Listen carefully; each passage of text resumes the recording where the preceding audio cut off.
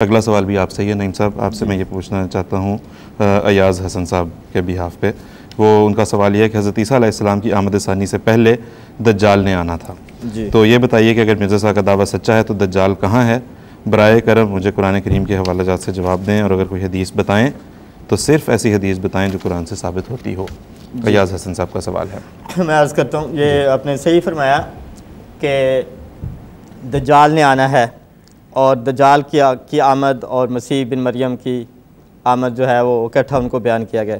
लेकिन मैं यहाँ सिर्फ अर्ज़ करता चलूँ कि ये जो हदीसों में तफसील मिलती है उसमें ये एक कश्फ का ज़िक्र है, जिसमें हज़ूर सल्लल्लाहु अलैहि वसल्लम ने एक कश्फ का ज़िक्र बयान फरमाए थे। तो ज़ाहिर बात है कि जो कश्फ की बातें हैं वो सारी उनकी तावील या ताबीर होती है, इसलिए बराह रास्त लफ्सी तौर पर उसको चस्पा करना जो है वो मुमकिन नहीं हुआ करता। जहाँ तक दज्जाल का ताल्लुक़ है तो ये दुरुस्त है कि दज्जाल की हदीस मौजूद है और दज्जाल का आना भी मुसल्लम है कि आना है उसने, और हम ये कहते हैं कि दज्जाल आ चुका और हज़रत अक़दस मिर्ज़ा ग़ुलाम अहमद क़ादियानी अलैहिस्सलाम ने उसको कत्ल कर दिया, क्योंकि आप ही सच्चे मसीह मौऊद और इमाम महदी अलैहिस्सलाम हैं। दज्जाल क्या है सबसे पहले ही देखनी बात, तो दज्जाल का जो तस्वुर आम मुसलमानों के दिमाग में है कि वो एक कवि हैकल कोई शख्स है, कोई इंसान है जिसको एक बहुत बड़ा गधा होगा, उसके ऊपर वो सवार होगा और उस गधे की आगे तफसीलात हैं वो भी बयान करता हूँ। ऐसे ही नहीं है। दज्जाल से मुराद एक गिरोह है जो दजल और तलबीस और धोखा और फ़रेब से काम लेगा, और उससे मुराद हज़रत मसीह मौऊद अलैहिस्सलाम ने हमें बताया कि ये ईसाई पादरियों का गिरोह है। ईसाई पादरियों का गिरोह है। मैं मसीह मौऊद अलैहिस्सलाम का एक हवाला छोटा सा पढ़ देता हूँ। हुज़ूर फरमाते हैं, दज्जाल एक शख्स का नाम नहीं, लुगत अरब की रूह से दज्जाल उस गिरोह को कहते हैं जो अपने तईं अमीन और मुतदय्यन ज़ाहिर करे, मगर दरअसल ना अमीन हो ना मुतदय्यन, यानी ना अमानतदार हो ना दीनदार हो, बल्कि उसकी हर एक बात में धोखा दही और फ़रेब दही हो। सो ये सिफ़त ईसाइयों के उस गिरोह में है जो पादरी कहलाते हैं, और वो गिरोह जो तरह तरह की कलों और सन्नतों और खुदाई कामों को अपने हाथ में लेने की फ़िक्र में लगे हुए हैं। जो यूरोप के फ़िलासफ़र हैं वो इस वजह से दज्जाल हैं कि खुदा के बंदों को अपने कामों से और नीज़ अपने बुलंद दावों से इस धोखे में डालते हैं कि गोया कारखाना खुदाई में उनको दखल है। और पादरियों का गिरोह इस वजह से नबूवत का दावा कर रहा है कि वो लोग असल आसमानी इंजील को गुम करके मुहर्रफ और मखशूश मज़मून बनाम नहाद तर्जमा इंजील के दुनिया में फैलाते हैं। तो दज्जाल से मुराद ईसाइयों का फितना है। हज़रत अक़दस मसीह मौऊद अलैहिस्सलाम ने बड़े दावे से फरमाया है कि एक तरफ तो ईसाइयों के बारे में हम ये देखते हैं कि इतना बड़ा फितना है, हदीसों में आया कि कोई नबी नहीं ऐसा गुजरा जिसने दज्जाल से अपनी कौम को नहीं डराया। लेकिन जब हम कुरान करीम में देखते हैं तो दो फितनों का जिक्र है कुरान के ये सूरत फातिहा में, जिनको उम्मत मुस्लिमा को डराया गया है कि उनसे दुआ करें कि हमें उनके नक्श कदम पर हम ना चल दें। मग़ज़ूब अलैहिम का, यहूदियों का, और ज़ालिमीन का। दज्जाल कहाँ है? अगर इतना बड़ा फितना है तो दज्जाल का उसका जिक्र होना चाहिए था।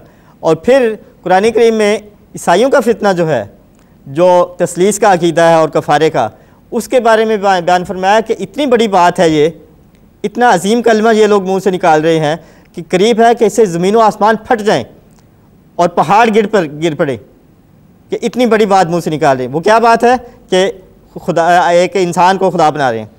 और जब हम हदीसों को देखते हैं कि दज्जाल के फितने से बचने के लिए क्या सामान मुकर्रर किया रसूल करीम सल्लल्लाहु अलैहि वसल्लम ने, क्या कोई गुर बताया, क्या तावीज़ बताया, तो हज़ूर सल्लल्लाहु अलैहि वसल्लम ने उम्मत को दज्जाल के फितने से बचने के लिए फरमाया कि सूरत कहफ़ की इब्तिदाई और आखिरी आयात का मुताला करें और उसको पढ़ा करें, दज्जाल के फितनों से महफूज रहोगे।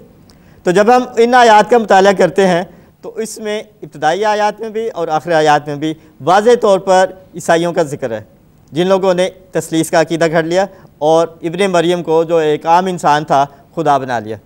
तो इससे वाज़ेह तौर पर पता लगता है कि दज्जाल से मुराद यही ईसाई कौमें हैं, ईसाई पादरी हैं जो तसलीस का अकीदा पेश करके उम्मत को, पूरी दुनिया को गुमराह कर रहे हैं।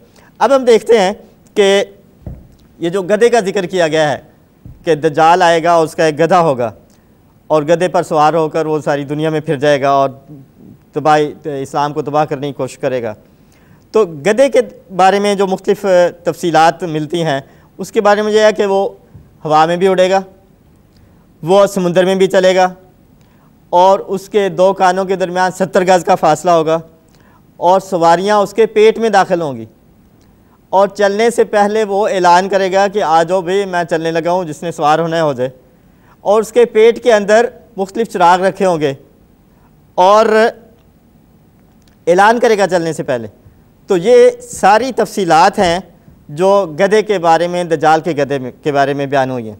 अगर कोई इनके ऊपर इसरार करे कि लफ्ज़ी तौर पर पूरा होना, तो ये मुमकिन नहीं है। तो ये अगर थोड़ा सा भी इंसाफ से गौर से काम लें तो ये वाज़े तौर पर पता लगता है कि इसमें सवारियों का जिक्र है। तो ये दज्जाल के गधे से मुराद मुख्तलिफ सवारियाँ हैं तेज़ रफ्तार जो आजकल हमें मिलती हैं।